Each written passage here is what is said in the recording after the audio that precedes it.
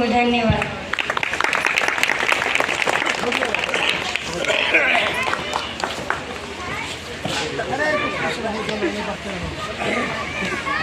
और मेरा नाम अंजलि कुमारी है। मैं आप लोगों के सामने एक ऐसी लाइन बोलूँगी और एक ऐसी अच्छी तरीके से समझाऊंगी कि भीड़ आरती क्या होती है।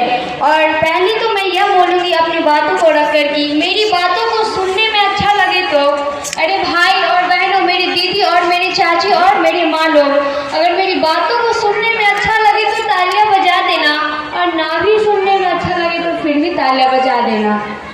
क्यों ना तालियां अभी बजा दिया जाए। धन्यवाद। और मैं यह बताना चाहूँगी आप लोगों के सामने ये मंच पर मैं चढ़ कर कि ये जो भीड़ आर्मी कैसे की जाएगी, इस बात के बीच मैं कुछ अपनी बातों को रखूँगी। धन्यवाद। सबसे पहले हम जानते हैं कि डॉक्टर भीमराव अम्बेडकर बाबा साहेब को, वो जब एक पहले की बातों को सुने तो सुनने में भी रोना आता है।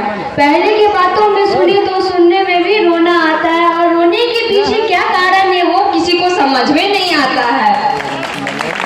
सबसे पहले यह जानते हैं कि पहले के लोग भेदभाव बहुत लोग करते थे, और अभी भी जगह जगह पर देखा जा रहा है कि भेदभाव की अभी अनुसूची चल ही रही है।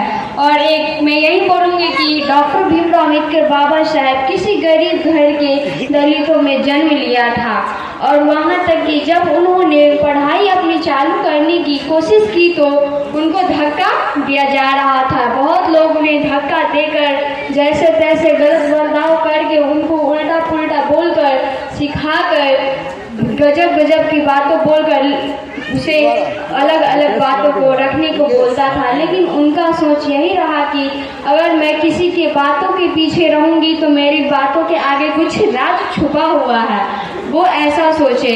और वो अपनी पढ़ाई को पढ़ने के लिए जब वो अपने स्कूल में एडमिशन दी थी तो वहाँ के स्कूल के बच्चे लोग, टीचर लोग, बहुत लोग बच्चे को वहाँ बेंच लगा हुआ रहता है स्कूल में, देखो हो आप लोग स्कूल में बेंच लगी हुई रहती है। उस बेंच के बीच में क्या होता था कि डॉक्टर बाबा भीमराव अम्बेडकर साहब ने उनको जमीन पर बैठा दिया जाता था और अमीर लोगों को बेंच पर बैठा दिया जाता था।